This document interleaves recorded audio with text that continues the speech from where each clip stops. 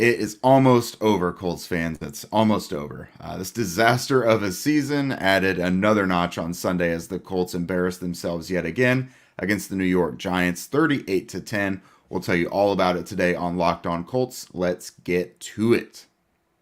You are Locked On Colts, your daily Indianapolis Colts podcast, part of the Locked On Podcast Network. Your team every day.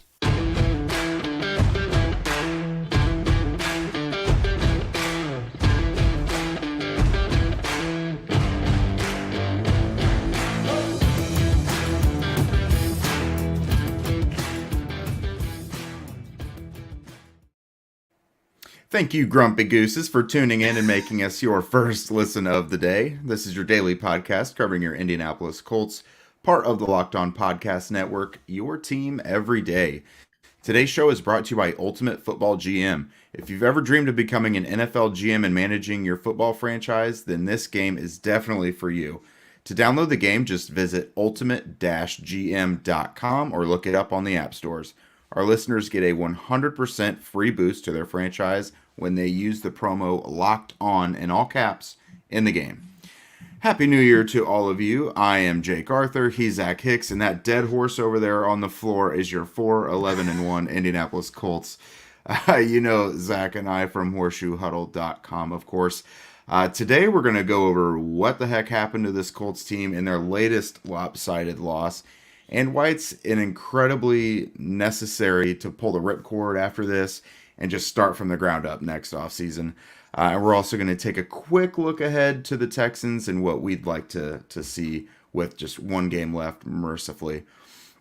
All right, Zach. So a couple of the bigger points, of course, it was Nick Foles' second start, and it didn't last super long.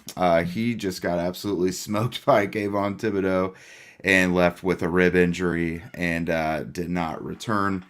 So this again, with the Colts not being a very competitive team for the second week in a row, one of the bigger story points is an opponent with an unsportsmanlike act against them. So Thibodeau, of course, sacked Nick Foles while he was laying on the ground, just absolutely messed up, and did like a 10-minute snow angel, like just otherworldly. And at first I didn't think it was a big deal because I was like, okay, he probably doesn't know that Foles is just laying there. But then he looked over at him and kept doing it. And then I didn't see it, but you had mentioned he did like a sleep gesture on the sideline after that, which is pretty bad. What did you think about that? But also, what did you think of the fact that no one came to Foles' defense? Like, I personally hate that. Like, I don't like to see guys not react. Yeah, no, I think that is more of the storyline from our end here. Obviously, Kayvon Thibodeau, it's weird. I'm not one of those people who's like, oh, always show class and stuff like that, because it's an emotional game. It's gonna, there's a lot of things going on. And honestly, some of the best moments in all of sports history are trash talking or taunting and stuff like that. I'm not saying that I support, looking at some guy writhing in pain with potentially like busted rib and continue celebrating, or then go to the sideline and do the sleep thing.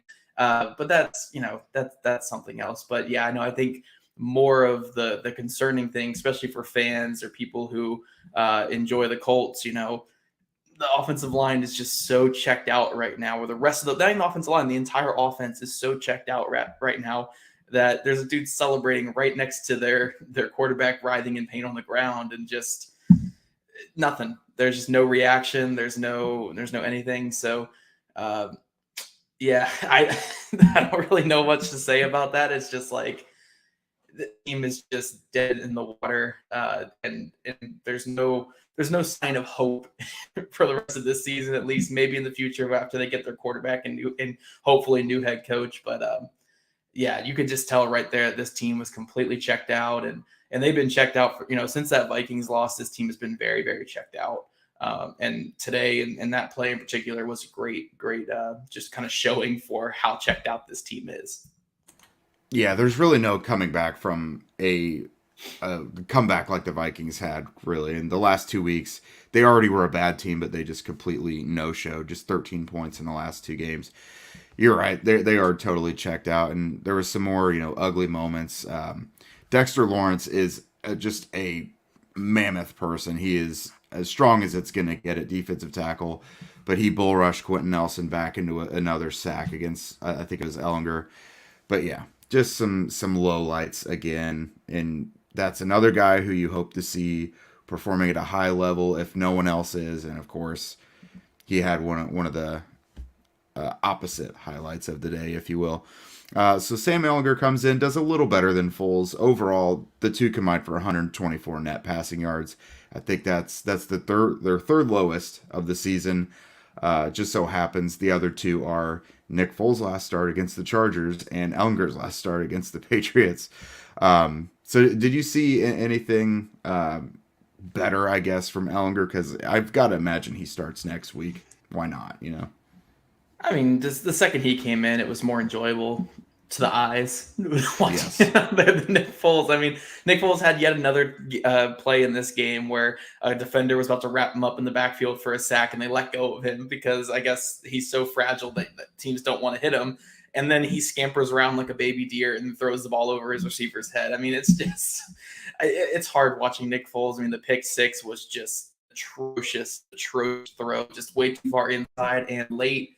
And it turned into that touchdown for the Giants. And so just having Sam Ellinger out there where he wasn't turning the ball over, he did add a little bit with his legs. He did throw a touchdown pass. It was a little bit more enjoyable. But at the end of the day, I mean, Sam Ellinger, he's probably a backup at best. Like his absolute peak in the NFL is a backup caliber player. So it's not like, him coming out there, it's like, oh gosh, here comes our savior. It's like, okay, here's somebody that we're throwing out there. Here's a preseason type quarterback that we're throwing out there. So the offense moved a little bit better with him, but there are so many issues from top to bottom with this offense right now, from quarterback play to play calling, which I think is easily the worst thing right now, to the offensive line play, not being great, been better, but not great. And then obviously the pass catchers have just not really made many plays of late. This Colts offense is absolutely broken. And even if you are somebody who's not on board with, tear down this entire roster and rebuild, you at least have to agree that you have to tear down almost everything about this offense and rebuild. Like maybe the guys on rookie contracts you keep in there. And then obviously guys like Quentin Nelson and Braden Smith that you can't get out of, but everything else, you just tear it all down and you start from scratch because it is so bad right now on offense. Yeah, it truly is. And you had mentioned coaching wise, it wasn't a good one either. Jeff Saturday had kind of another questionable decision, 4th and 1 from the 5-yard line, from the Giants 5-yard line. You kick the field goal.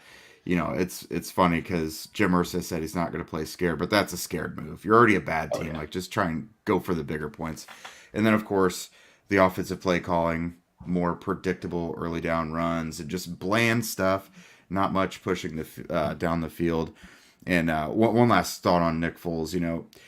We said if he was going to go in there, obviously there would be more shots downfield. But the unfortunate nature of that is he's just not as accurate. So, when those shots are going downfield, it's almost a moot point because they're not necessarily on target. But I don't know really what else we could say about the offense. One guy to give a shout out these last couple of weeks, Zach Moss, man. I kind of like Zach Moss. He runs hard. He looks elusive between the tackles. I mean, honestly, and I say this I think Jonathan Taylor is a phenomenal running back, but he just got the yips early this season with how bad this offensive line was playing. I think Zach Moss these last 2 weeks has been the Colts' best in between the tackle rusher that we've seen all season, even more than Jonathan Taylor. Because again, Jonathan Taylor was just so uncomfortable behind this offensive line early in the season that he just kind of got the yips. And then obviously he dealt with injuries and fumbles. Zach Moss has run the ball really hard between the tackles. He's run the ball well. He's finding those little creases and creating things. So that's the only thing positive I could say about the Colts offense. Zach Moss, good on you. Good job out there. That's all I can say. Yeah, it hasn't mattered because the run game has not been something they've been able to dictate the game with at all, but it has been effective with him. Not much. They haven't had much use for Deion Jackson because Moss has been toting the ball pretty well. So, like you said, good on him. Before we move on to discuss the defense, let me tell you about our new partner that I'm actually pretty geeked about, and that's the mobile game Ultimate Football GM. Ever dreamed of becoming an NFL GM and managing your football franchise? Well, your dream can come true, and this game is definitely for you. Manage every strategic aspect of your team, Play through the season and lead your team to glory. You're responsible for hiring the right coaches and coordinators, trading players, making draft picks, navigating your franchise through free agency and the draft, and all the ups and downs of a season. All this in a challenging and realistic game world. Ultimate Football GM is completely free and playable offline. Play on the go as you want and when you want to. As Colts fans, you guys are obviously perfect for this game. Just throw a grenade at the whole thing and start your franchise over. Locked On Colts listeners get a 100% free boost to their franchise when using the promo code Locked On in all caps, make sure, in the game store. That's Locked On in all caps. So make sure to check it out today. To download the game, just visit ultimate-gm.com or look it up on the app stores. That's ultimate-gm.com. Ultimate Football GM, start your dynasty today. Okay, Zach. So as far as the defense goes, there wasn't going to be much goodness happening anyways. I wrote after the game, they kind of came into this one hamstrung to begin with. No Isaiah Rodgers and no Kenny Moore, of course. Brandon Faison got knocked out of the game early on as well. Yannick Ngakoue was put on IR over the weekend. So they're just, it's already an impossible situation with a terrible offense, and now you're down some of your better players. It didn't go well. It kind of predictably, of course. Were there any bright spots that you saw in this one at all? The Colts defense is pretty much packed it in at this point. I can't really blame them. It is what it is. But I thought we saw a couple of decent rushes from Kwity Paye at times, but I wouldn't really say that he was a bright spot. DeForest Buckner and Grover Stewart made some things happen, but again, hard to say bright spot.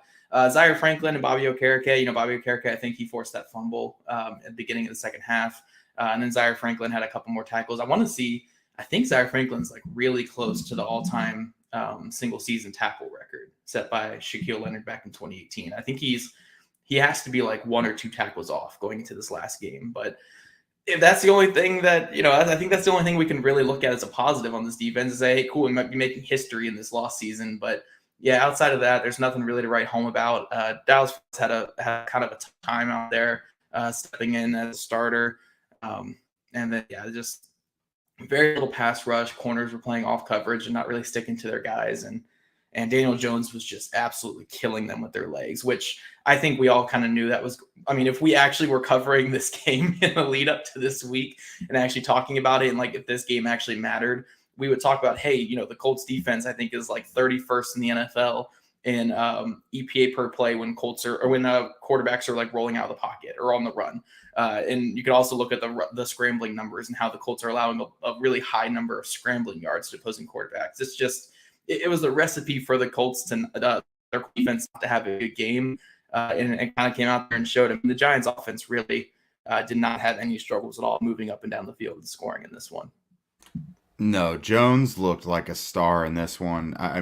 He looked like, with the Giants being a playoff team now, he looked like one of the better quarterbacks in the league, which the Colts have a knack for letting that happen over the last couple of years. But no, I think he ran for just over 90 yards, had 4 total touchdowns. Like, he was an absolute stud. Saquon Barkley looked good, of course. They didn't let him kill them, but I thought he still was pretty effective.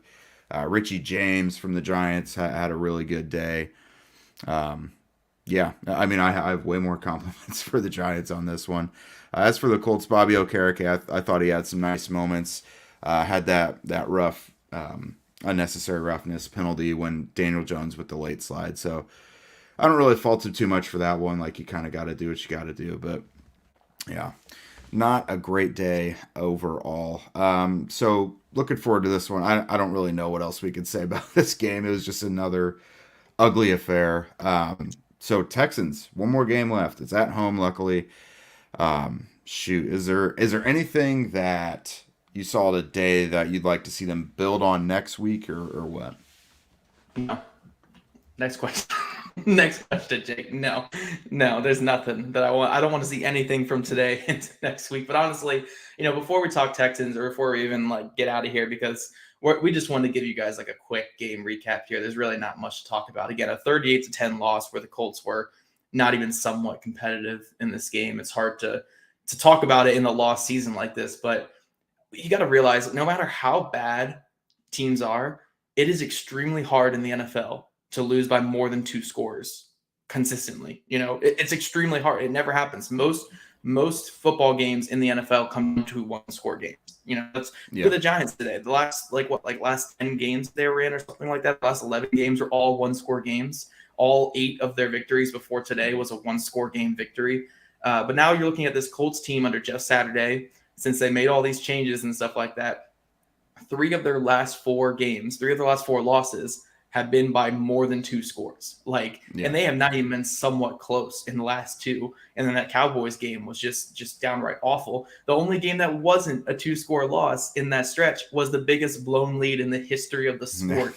Right. So if you want to talk about just how bad this team is right now, I don't think we can just say they're a normal bad team or oh, this is just a down year. No, this is historically embarrassing. It's bizarre. It's bizarre. Yeah. It's the most embarrassing stretch of football that I've not only covered, but probably that I've ever seen. And again, I come from the Washington market. I saw the Monday Night Massacre when I was a kid with the Eagles in Washington, when Washington was starting a quarterback that they had just acquired from the Eagles. So it's embarrassing. But this stretch of football, this last 4 or 5 game stretch, is the most embarrassing stretch I've ever seen from a team. And honestly, we're seeing it all almost all on prime time. It's consistently on prime time. And I think what adds to that embarrassment is the Colts had expectations coming to this season. This isn't the 2011 Colts where we kind of knew that they were not going to win anything. This isn't like the Texans this season, for instance, who are going to have a higher pick than the Colts. They kind of knew that they were going to be there. The Colts had playoff aspirations, and they are getting boat raced every single week, for the last 4 weeks. Again, outside of just the one comeback meltdown, where that was technically a close game in the end, they're just getting boat raced. They're not even competitive with these teams. So I don't really know what we can say positive about this team going forward. Because yes, you could say pack it in, it's a lost season. It helps the draft pick anyway. But this just doesn't happen in the NFL. Teams don't, with bad teams, they're at least kind of competitive. Yes, we do see lopsided losses. And if you're a bad team, typically your point differential is going to be pretty bad. But the Colts surpassed the Texans, in point differential I think they're at a negative 100 something, 130 now or something crazy. They're negative 79 point differential under Jeff Saturday, which is over 10 points a game with him. This is just a terrible, terrible football team. And it's as bad as it gets. It's as bad and as embarrassing as it gets. So honestly, the only thing I'm looking forward to next week against the Texans is the end of the game, because this season will be over and we can get to more fun stuff. But yeah, right now, man, I don't really know what to say about this team. Because again, in the NFL, at least you're competitive a lot. This is not even a competitive football team. Yeah, and it's not like there's any one thing you could point your finger at. All you can look at are the stats, because those numbers don't lie. This was you had mentioned the multi-score losses. This was their 6th two-score or more loss of the year. And that alone is just, there's just so many damning stats you can look at, and it's just not good at all. But I think you're right.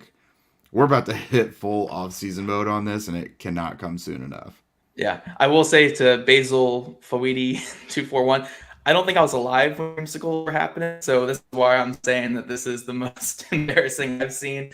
But yeah, no, it's the most embarrassing I've seen. I'm not saying it's the most embarrassing in the history of the sport, but yeah, it's there's just no words to this. And the last thing I'll say is, there's a very common moniker that is said around football is your team takes the identity of your head coach.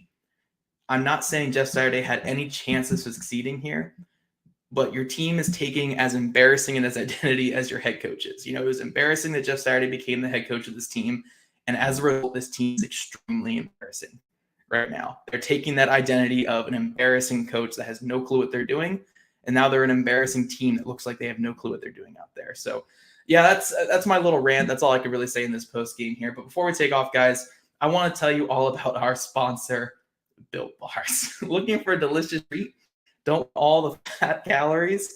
Well, then you got to try out Built Bar. We just got through the holidays. I know my goal is to eat a little healthier this year, which, it always is. If you're like me, though, you want to eat healthy, but don't want to compromise taste, then I got just the thing for you. You've got to try Built.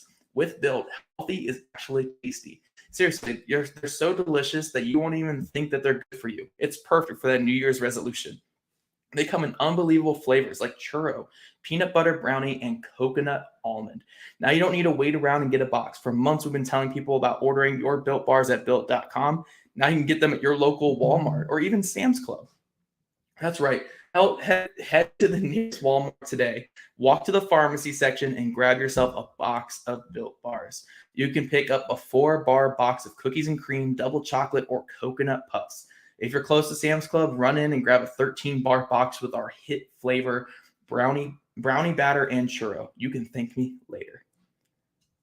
All right, Jay. So closing remarks. I know I kind of dominated that last little segment there by talking about just the state of the team. But do you have anything that you want to kind of close us out here, Jake? I think I said everything that needs to be said, for me at least. Yeah, honestly, no, I don't really know what anything better can be said about this team. It's a lot of people have seen a lot of bad football. If you've watched or covered this team for a decade or more or anything, you've seen some bad stuff. 2011 was really bad. 2017. This is, compared to the fact that there were expectations, like you mentioned earlier, this is the most disappointing Colts squad I can ever remember. Like it started way back in week 17 last year. They just totally died and looked lifeless, and it's carried on throughout the entire year. So I'm ready for the football part of the season to be over because I'm very ready for the off season. For those of you who's not ready for a new quarterback, this was a great weekend for it. You got to see CJ Stroud out there, Bryce Young. Those guys were awesome. So this team is going to be pretty much locked into a top 5 pick, and hopefully they are able to land one of those guys. So let's get to the offseason, man. Definitely. Before we close this out, guys, in the comment section, put your prediction for Texans and Colts next weekend. Be as honest and as serious as you want. How bad do the Texans beat the Colts next week? Because look, the Texans are bad, but the Colts are so much worse right now. So please put some fun predictions there in the comment section. And make sure you guys are following along on Twitter at Locked On Colts, at Jake Arthur NFL, at Zach Hicks 2. Also subscribe to the Locked On Colts YouTube channel. We are nearing 2,000 subscribers, so make sure to get us up to that 2,000s. That'd be really, really fun. And also, guys, thank you for making us your first listen of the day. For the next listen, check out the Locked On Sports Today podcast, the biggest stories of the day, plus instant reactions, big game recaps, and the take of the day. Available on the Odyssey app, YouTube, wherever you get your podcast. We'll see you guys tomorrow, next week, tomorrow. I don't know. We'll see. We'll see you guys then. Yeah, we'll see you guys then.